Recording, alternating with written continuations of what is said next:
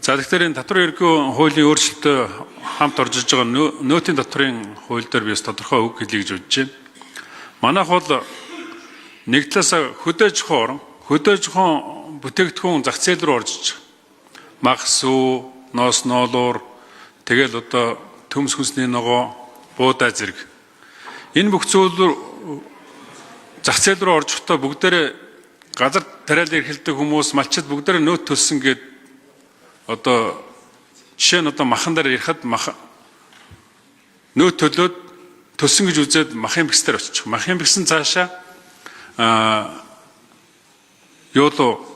махны үйлдвэр ч юм уу, хямны үйлдвэр ч юм уу, эсвэл ресторанд руу махаа өгөхөд нөөтийн баримт авахгүй гэхдээ нөөтгөө авчиад ингээд хямдхаа аваад явчихчих. Тэгэд ерөөсө нэг талаасаа 30% бараа бүтээгдэхүүн зах зээл рүү нөөтийн баримтг орж иж байгаа. Нөгөө талаар манайх бас хэрэглэгч орно. Манай нийт одоо хэрэглэж байгаа бараа бүтээгдэхүүний 90% чинь бүгдээр татвардаас усаас орж ирдэг. Тэр бараа бүтээгдэхүүн одоо мэдрийн одоо өмсөж байгаа хувцас хэрэглэл одоо энэ бүх тоног төхөөрөмжүүд төр бүгдээр орж ирнэ.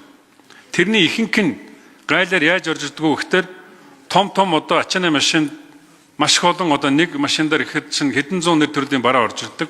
Тэрнийг яадгүй гэхээр амраар нь жин тоон ихтэй, бага үнэтэй, цемент ч юм уу барилгын материалаар мэдүүлээд ороод ирдэг. Тэгээ тэр бүх бараанууд бүгдээрээ наран туулын зах дээр орчроод тэр 330 сум аймаг дүүргэлөө ингээд хуваарлагддаг. Тэр бүх анханасаа бичгүүрэмт нь байхгүй тэр бараанууд яадгүй гэхээр бүгд нөөтийн нөөтхөө бүгдээрээ Монгол улс даяар тараагддаг байхгүй.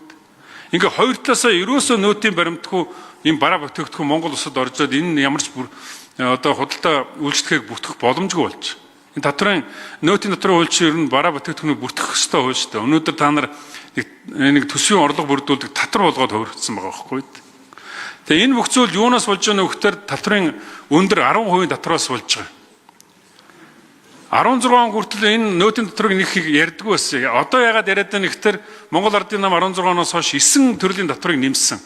Дээрээс нь маш их олон одоо хураамж төлбөрүүдийг газрын төлбөр гэхэд өчнөө олон дахин, автомашины төлбөр гэхэд 5 дахин нэмэгдсэн байж байгаа шүү дээ. Тэгээ энэ бүх зүйл нөгөө нэг компаниудын, иргэн аж ахуйн нэгжүүдийн бүх нөгөө нэг эргэлтийн хөрөнгийн бүгдийг хогсороод одоо тэгээд нөөтийн татвар чинь маш том ачаал болчиход байгаа байхгүй. Тэгээд одоо жишээ нь одоо Мэд сайхан сайд таны 1000 сум дээр 15 дэлгүүр байгаа. 15 дэлгүүрийн нэг нь л нөөтийн баримт өгч байгаа. Алдаг оног. Тэгэхээр тэр хөдөө орон нутгад байгаа амьдарч байгаа хүмүүс чинь нөөтийн баримт өгөхгүй болохоор нөөтийн шивэлт байхгүй, буцаа олголт байхгүй, суглаанд оролцохгүй. Тэгэхээр тэнд ерөөсөө тэр нөөтийн одоо татвар чи үйлчлэхгүй байх гэсэн үг.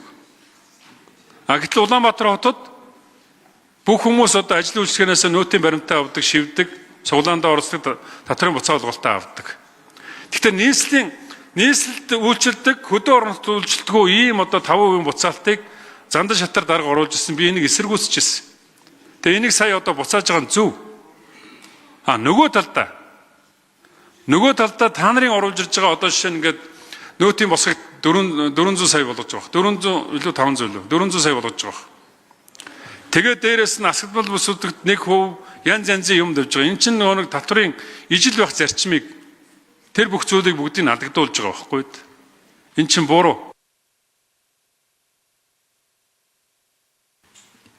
За 1 минут тодруулж асуултаа асууя. Тийм учраас энэ татвар чинь ерөөсөө энэ ажил үйлчлэгийг бүртгэх тэр зүйлээсээ халиад ерөөсөө айхтар дарамт болцсон байна. 10% чинь 2% буцаалт чинь. Тийм учраас миний өргөн барьсан нөөтийн татрыг 5% болгох, буцаа олголт нь 2% байх. Ингэсний үр дүнд татрын одоо анханасаа тэр зах зээл рүү орж иж байгаа тэр бүх бараа бүтээгдэхүүн дээр энэ татвар 5%-ийг ногдуулж 2% буцаа олголт олгож 3%-ийг төлснөөр бүх бараа бүтээгдэхүүнүүд чинь бүгдээрээ бүртгэгдэж энэ нөөт төлдөг аж ахуйн нэгжүүдийн тоо нэмэгдэж өнөөдөр 70 мянган аж ахуйн нэгж нөөт төлөгчөөр бүртгүүлсэн байгаа. Бид нар 200 мянган аж ахуйн нэгжтэй шүү дээ. Дээрээс нь 250 мянган хуваарь хөдөлмөр эрхэлдэг хүмүүстэй тэрний дөнгөж 40 мянган нөөт төлөгчөөр бүртгүүлсэн байж байгаа. Энэ бүх хүмүүс чинь бүгдээрээ татвар нь бага болох юм бол бүгдээрээ нөөт төлөгчөөр бүртгүүлж энэ нөөтийн төлөгчийн татврын бааз суурь нэмэгдсэний үр дүнд ямар ч орлого багасгахгүйгээр илүү одоо За асуулаа. Мэд сайхан сайд хариулъя. Загжуу мэд сайхан сайд хариулъя. Сангийн сайд.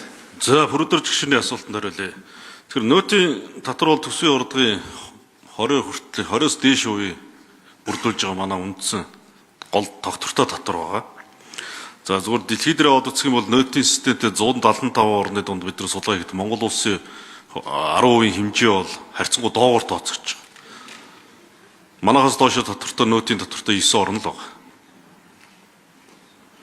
Нөөтийн хэмжээг одоо 5% болгоод бууруулснаар улсын төсвөөр орж ирэх орлого бол одоо нэг 4.184-ээр тасархаар байгаа. Өөрөөр хэлбэл төсвийн тогтвортой орлогогүй болно гэсэн үг.